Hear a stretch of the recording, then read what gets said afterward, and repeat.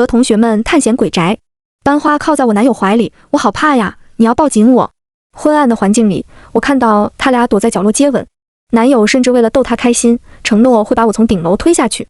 可他们不知道，这鬼宅是我家，住在这的厉鬼都把我当个宝，舍不得我受一点委屈。当一群人浩浩荡荡地来到我家门口的时候，我才知道，原来班花苏雅雅口中本是最恐怖的鬼宅，是我家空旷荒凉的郊区，法式建筑的别墅突兀地立在山脚下，乌鸦盘旋飞舞，衬得房子上空灰蒙蒙一片。这是苏雅雅在网上找到的地方。来的路上，她为营造恐怖氛围，特意搜出近几年鬼宅发生的诡异事件，讲给我们听。比如杀人犯逃到这里后，一夜之间变成一堆白骨，或者女主播来这探险，刚进屋就对着镜头不停地磕头，脑浆溢出来了也不停。总之每一件事都发展得十分诡异，更没人能活着走出这里，这让大家此刻脸色都不怎么好。但男友一句话打破了僵局，咱们都是好人，这些故事里可没说好人出不来。苏雅雅一下就开心了，娇嗔地和他击掌。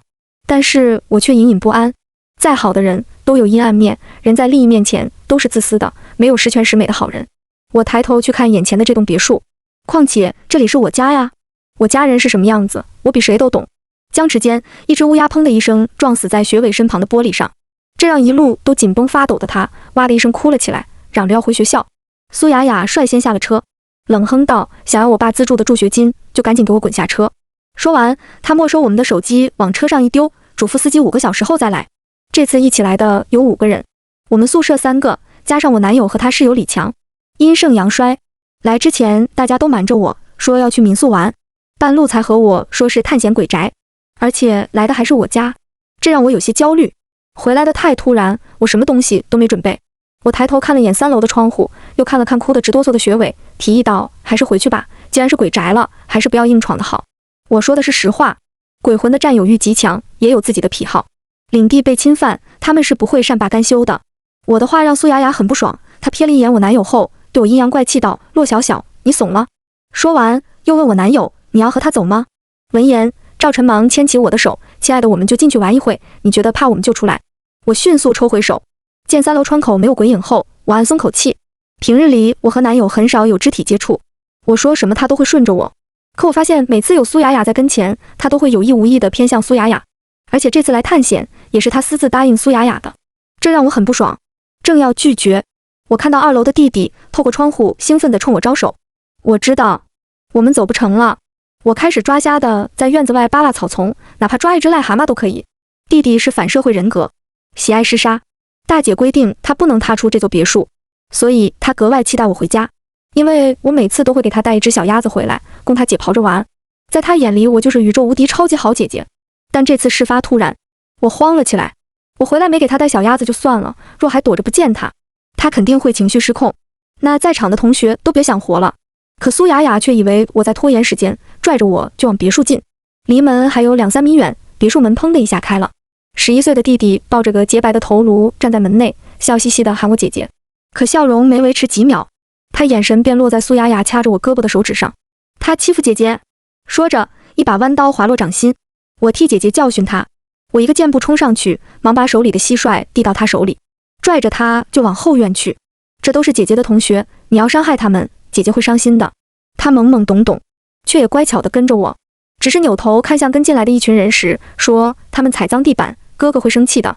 我们家一共4只鬼，嗜血的姐姐，病娇的哥哥，残暴的弟弟，以及半人半鬼的我。至于我们怎么成为一家人，我也不记得了。总之我有记忆起，我们就和谐又不和谐地生活在一起。但是他们都很爱我，是那种几乎病态的、令人窒息的宠爱。我随口抱怨一句，主人公第2天就会摔死在我家楼下。我要粉上哪个女明星，大姐和弟弟就会把它做成标本，放在我房间里给我当惊喜。这里属大姐最恐怖，她不能忍受我受一点委屈。记得刚上大学的时候，一个同学就对我呛了一句，他就把人胳膊腿全卸了，还说要每天跟着我去上学，谁敢欺负我，他就把他们全杀死。吓得我1哭2闹3求饶，他才勉强答应不跟着我。至于3楼的哥哥，是个一抬手我都会本能一缩的存在，普通人类是看不见魂魄的，所以我刚刚拽走弟弟的举动，在同学们的眼里肯定是怪异的。我回到前厅，正准备解释一番，却发现漆黑大厅里只剩下学伟和李强缩在角落里瑟瑟发抖，而苏雅雅和我男友全都不见了。我急着去找，他们若闯入3楼，天王老子都救不了他们。可我却在1楼拐角处的库房听到女人嗯啊的声音，伴随着我的脚步越来越近，声音也越来越喘。他们似乎很享受这种即将被人发现的刺激。库房的门没关，我看到我热恋期的男友和苏雅雅紧紧贴在一起，肆意妄为的2人，以为房内黑的伸手不见五指，就没人看得见他们。可他们忘了，这是鬼宅，鬼是不用灯的。情到深处，男友沙哑着说，不就是把他推下楼吗？这还不简单？反正都是鬼宅了，死个人很正常。他去亲苏雅雅，只要我宝贝开心就好。闻言，苏雅雅得意极了，说，骆小小这个蠢货，你们俩在一起半个月，这期间咱们俩在他面前偷情10多次，他居然1次都没发现，没见过他这么蠢的。说完又恶狠狠地说，你把他推下去之前，我要狠狠地折磨他一番，我可不能让他就这么简单的死了，那就没意思了。说完，他化被动为主动，起身那一瞬间，我看到他们另一侧站着一个身着红色旗袍的女人，她阴沉着脸，耸拉着眼皮，直接和我对视上，吓得我失声尖叫。大姐，大姐，这个表情我再熟悉不过了。她每次生气动了杀心都是这副表情。还记得初中她发现我班主任尾随我，想对我图谋不轨时，她就是这个表情。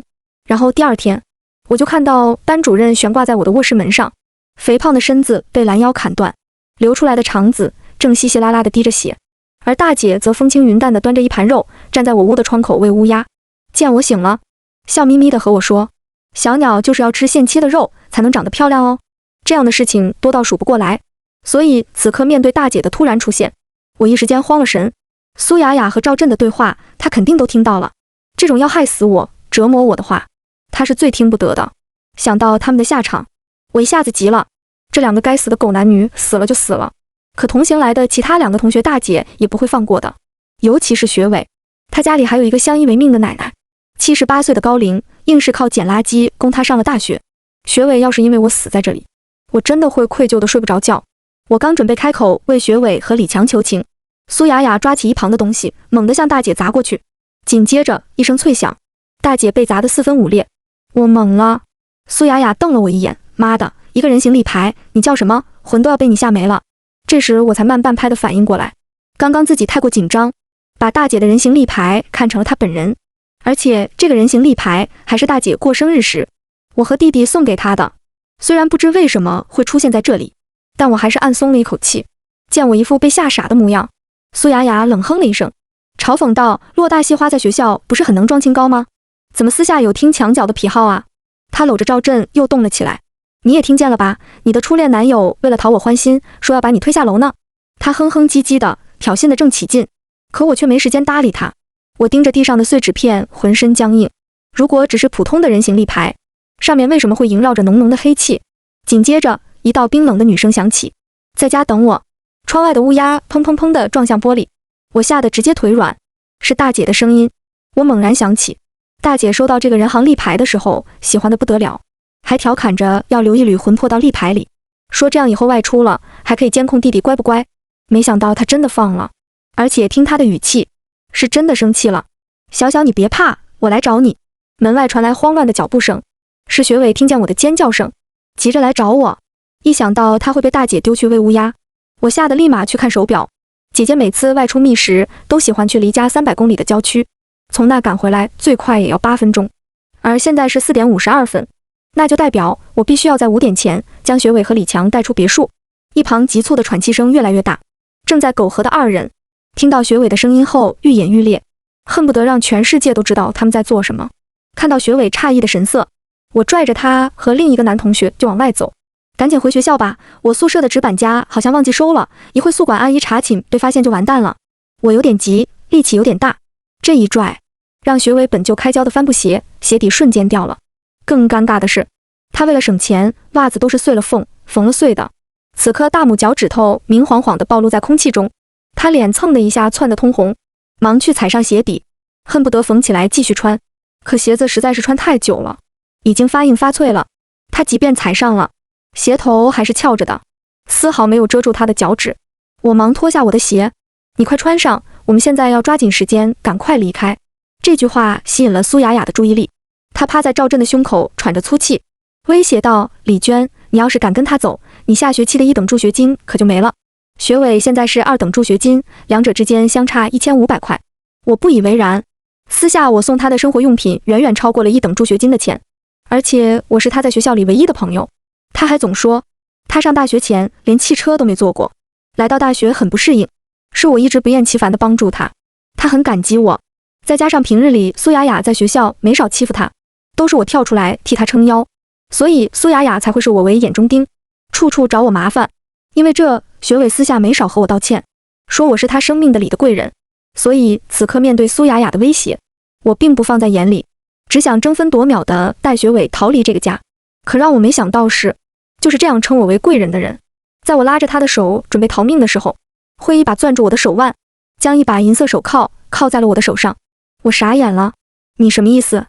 学伟低着头说，对不起小小，我需要钱，苏雅雅爸爸给的助学金，我不能不要。我急了，不就是3000吗？我给你就是了，你快给我解开，这里是鬼宅，再不走会死的。我急得用身子去推他，可他却猛地推开我，抬手就抽了我一巴掌，愤怒地大喊道，你凭什么给我钱？凭什么觉得我需要你的钱？我的助学金都是靠自己的努力得来的，你凭什么瞧不起我？还有，我这里不是垃圾桶，不要把你不要的东西通通塞给我。装什么清高啊，我忍你很久了，你知不知道？我心脏猛地一揪，平日里我见他生活费少，连饭都吃不饱，所以我才处处找理由送东西给他，甚至怕他有心理负担，故意把新买的东西拆封了再送给他。没想到在他眼里，居然是我不想要的垃圾，还硬塞给他。看到我吃屎一样的表情，苏雅雅开心坏了，她边整理衣服边向我走来。人不可貌相，这句话没听说过吗？她将一条狗绳子拴到我的手铐上，被你最信任的人被刺，开心不？她一脚将我踹倒在地，见我挣扎要起，学伟抓起木棍就砸向我的膝盖，训斥道，你今天就趴在地上当哑哑的狗，赶起来，我就把你的胳膊也砸折。我跪在地上，身子止不住发颤。他手上的木棍是带钉子的，而且卯足了力气，鲜血快速染红裤子，我痛得冷汗直冒。看着我的惨样，苏雅雅满意极了，让学伟往我嘴巴里塞个抹布后，拽着我就往楼梯上走，精神抖擞道，鬼宅探险正式开始喽！墙上古老的钟声滴答滴答地转动着，我忍着痛抬眼去看，4点58分，距离大姐回来还有2分钟。楼梯是旋转向上的，台阶很多，我上得很费劲，每上一个台阶，台阶上就会留下血印。这期间，另一个男同学李强跟在我后面，甚至因为嫌我慢，有意无意地踩我的手。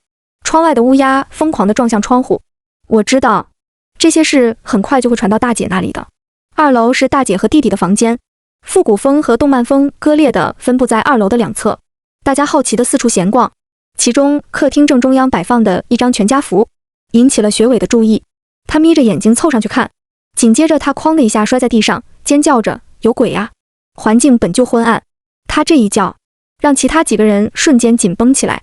苏雅雅第一个不高兴，咒骂道，你喊什么呀？哪里有鬼啊？他也凑上去看，看到相册里有我的那一瞬，他脸色一变，但很快又恢复原样。他看了一眼我男友，要来鬼宅的事，你提前告诉他了？一直沉默的男友闻言立马辩驳，没有。苏雅雅脸色更臭了，没有。那这照片怎么回事？他一个用力将相框拽落，刚好砸在我身上，一时间落针可闻。大家的视线都盯在相片上我的脸上。见状，男友急着辩解，可看到我脸上流下的鲜血后，又磕磕巴巴的说不出个所以然，恐惧的频繁的扭头看我。几次之后，苏雅雅彻底生气了，心疼了，当几天假情侣把你迷住了？她声音有些尖锐，那我现在就让你好好心疼心疼。她指着李强说，过来亲她。李强满脸痘，呲个大黄牙，正在看戏，听到这话瞬间愣了，什么意思？苏雅雅冷笑，别以为我不知道你那点小心思，你喜欢洛小小我都知道，我现在给你机会，你可别不中用，过了这个村可就没这个店了。李强身高150，因相貌丑陋，又有传闻他偷女生内裤，所以在学校的名声并不好。来之前我还在想，苏雅雅最讨厌这种人了，这次怎么把他带来了？原来是在这等着我呢。看着李强惊喜的眼神，我有些慌，双手被铐住，嘴巴也被塞着，我甚至连救命都喊不出。随着他越靠越近，口臭也越来越浓，我甚至能看到他常年不刷牙而发黑的牙垢。我恶心的干呕，这一呕正好戳中他自卑的心理。他骂骂咧咧地脱下裤子，猛地就压了下来。我正要撕裂绳子，楼下的老钟叮当叮当的响了起来，布谷鸟也弹射出来，布谷布谷的声音响彻楼层。一瞬间，房间被浓雾弥漫，本就昏暗的房间变得伸手不见五指。学伟抱着肩膀说：“怎么突然觉得这么冷啊？”苏雅雅显然也感觉到了，但面子让她咬紧牙关，直到手上突然传来温热的触觉，她抓起来一看，一张被鲜血覆盖的脸闯入视线。鬼呀！她尖叫着将头颅丢了出去，因为这颗头她认识，就是她刚刚指使侵犯我的李强。空气越来越冷，大姐臭着一张脸来到我身边，心疼地将抹布扯掉。她还是穿着最爱的红色旗袍，举手投足间优雅华贵，只不过在看到我手上的手铐时，她脸色大变，瞬间飘在学伟的身边。我妹妹整天和我要零花钱，就是给你这个白眼狼啊！她抓起学伟的头发向后扯，让我看一看我妹妹宁愿忤逆我都要保护的人长什么样子。我跪在地上瑟瑟发抖，虽然家里的鬼都说他们很爱我，但我真的一点都不想回这个家。他们爱我，为什么不能接受我身边有新的人出现呢？为什么和我过多接触的人都要死掉呢？可学伟抖得比我还严重，他能听见声音，却见不到人。他眯着眼睛四处找，直到摸到地上那颗头颅后，他崩溃的尖叫：“都是苏雅雅指使我的，求你放过我，和我一点关系都没有。”苏雅雅根本不知道这边发生了什么。丢掉那颗头颅后，他就跟鬼打墙了一般，四处逃窜，可怎么都无法找到楼梯。听见学伟这么一喊，他瞬间冷静下来，顺着声音就冲了过来。再瞎吵我就撕烂你的嘴！他恶狠狠地冲着空气喊：“骆小小，别以为你整个干冰搞个假头颅我就能放过你！刚刚是相册，现在是头颅，你还有什么花招没使出来？”他声音有些撕裂：“你现在滚过来，把我鞋子上的血舔干净，我就放过你这一次。”他把这一切都归功于我为了报复的恶作剧，可世上哪有那么多恶作剧呢？下一秒，苏雅雅的膝盖骨就发出清脆的折断声，她吃痛地跪在地上哀嚎。大姐将狗绳子优雅地拴在她的脖子上，然后放到我的手上。她神色严肃，说话却带着一份宠溺：“我的傻妹妹啊，什么时候别人欺负你，你能知道还手呢？”她忙着安抚我，可后脑勺像长眼睛了一般，微微抬手，就将要逃的学伟猛地摔向弟弟的房门。木质的房门被砸一个大洞，里面的弟弟坐在地上戴着耳机，看到自己解剖到一半的人体被砸到后，瞳孔瞬间乌黑。可看清地上的学伟后，又快速地恢复原状。他冲出来向大姐解释道：“这些人是小姐姐的同学，特意带回家来玩的。”他语气天真，我们要是再伤害他身边的朋友，他就更不喜欢回家了。可话音刚落，他就看到跪在角落的我。我偏过头，不想让他看到我正在流血的脸，可显然还是慢了一步。他脸色唰的一下冷了下来，他轻视我的伤口，问：“小姐姐，是这些人打的你？”弯刀划落掌心，他身上黑气萦绕，我从未见过他如此生气过。可大姐的一记板栗立马让他蔫了下来，他眼泪四溅：“干嘛又打我？”大姐瞪了他一眼：“少来争宠，你和你二哥一个整天就知道搞科研，一个就知道解剖人体，你小姐姐在眼皮底下被欺负成这个鬼样子都不知道。”他轻轻抚摸我的膝盖：“家里还是姐姐最好吧？千里迢迢的跑回来救你，是不是最喜欢大姐了？”随着他的抚摸，冷气透过皮肤穿进骨骼，断裂的骨头逐渐愈合。我垂着头说了句谢谢。这样一旁连气都不敢喘的苏雅雅疯狂地尖叫起来，着了魔似的死命往外爬。显然刚刚大姐和弟弟说的话她都听到了。看着她骨头外露的膝盖，大姐顺了顺乌黑的长发：“今天我出去觅食，遇到一个杀人犯，他说一刀毙命是最痛快的死法，要折磨致死才最有意思。”她指着地上一滩血红。我今天刚好试了一下，濒死挣扎的恐惧确实足够迷人。那是仅有半张脸的颅骨，血糊了一脸，但我依旧能认出他是新闻上刚报道的出轨富豪。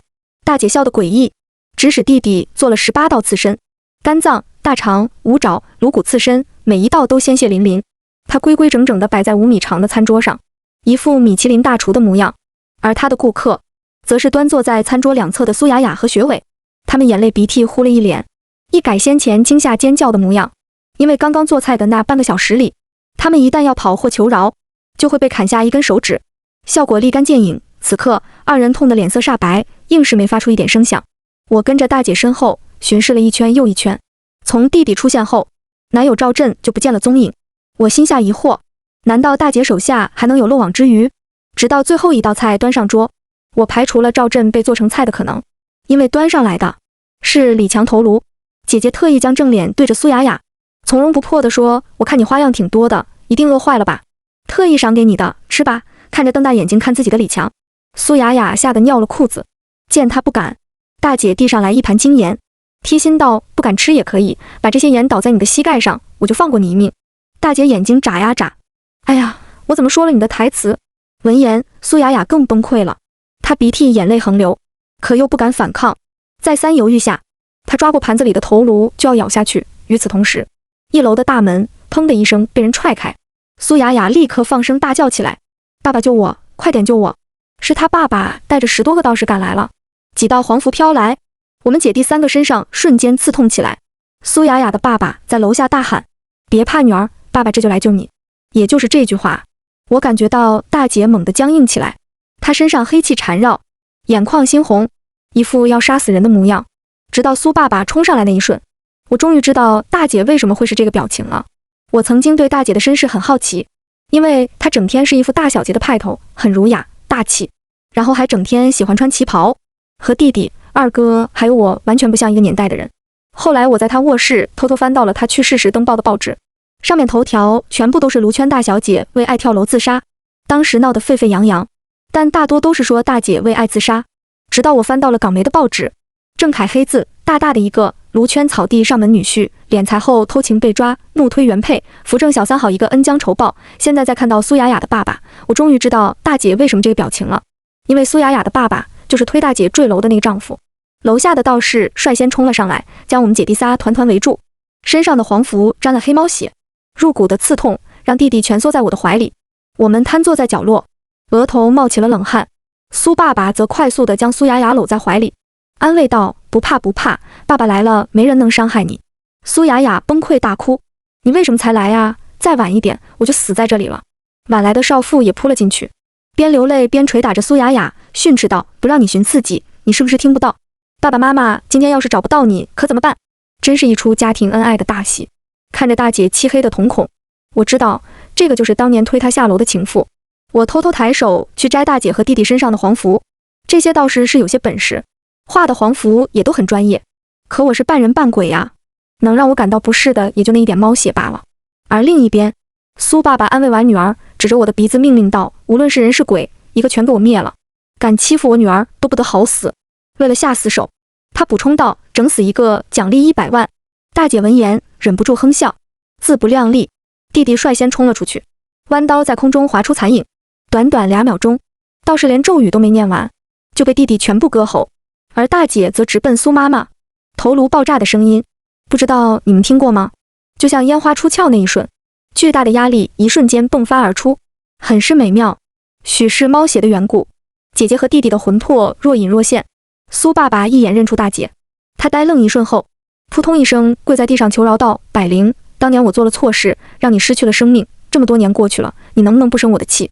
他肥胖的脸上还有井号34，烟花蟹井号34，星星点点，红红白白的，但因恐惧，肥肉不受控的上下抖动。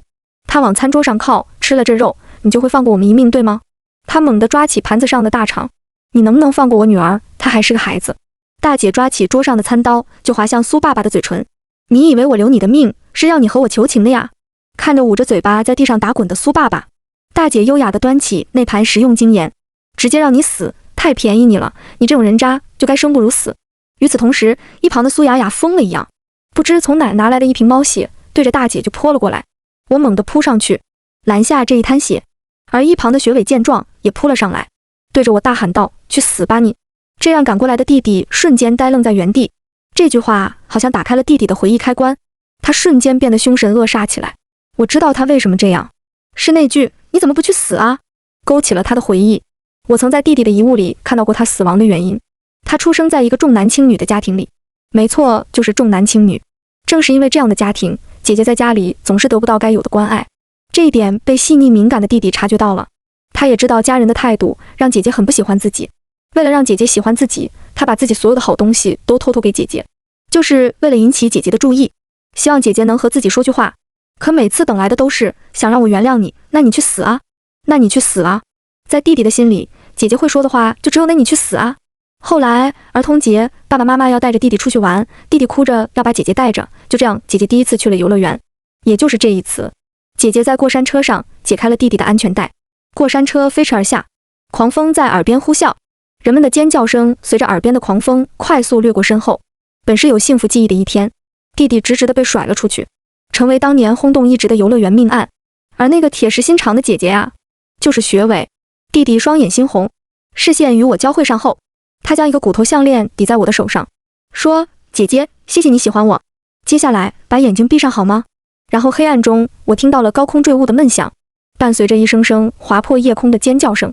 大姐打开了窗户，臂展宽的乌鸦争先恐后地钻了进来，鸟鸣翅颤。我乖巧地闭着眼睛，突然想到，打有记忆起，弟弟就喜欢围在我身边，不停地问我：“姐姐，你喜欢我吗？”井号34，姐姐，你能别讨厌我吗？井号34，在知道他死因之前，我总觉得他太粘人了。我明明说了很多遍，我很喜欢他，全天下我最喜欢的小孩就是他了。可他还是会在下一秒，因为多吃了一颗葡萄，或者走路声音大了一点，立马怯懦懦地问我：“姐姐，你别生气，我小点声。”我再也不吃葡萄了，都留给姐姐吃。后来知道他的死因后，我心脏像被千万个蚂蚁咬一般，痛得我喘不上气。也就是从那时候起，我每次回来都要给他带礼物，并且抽出很多时间陪他玩，不停地告诉他，姐姐爱他，姐姐恨不得把天下最好的东西都给他。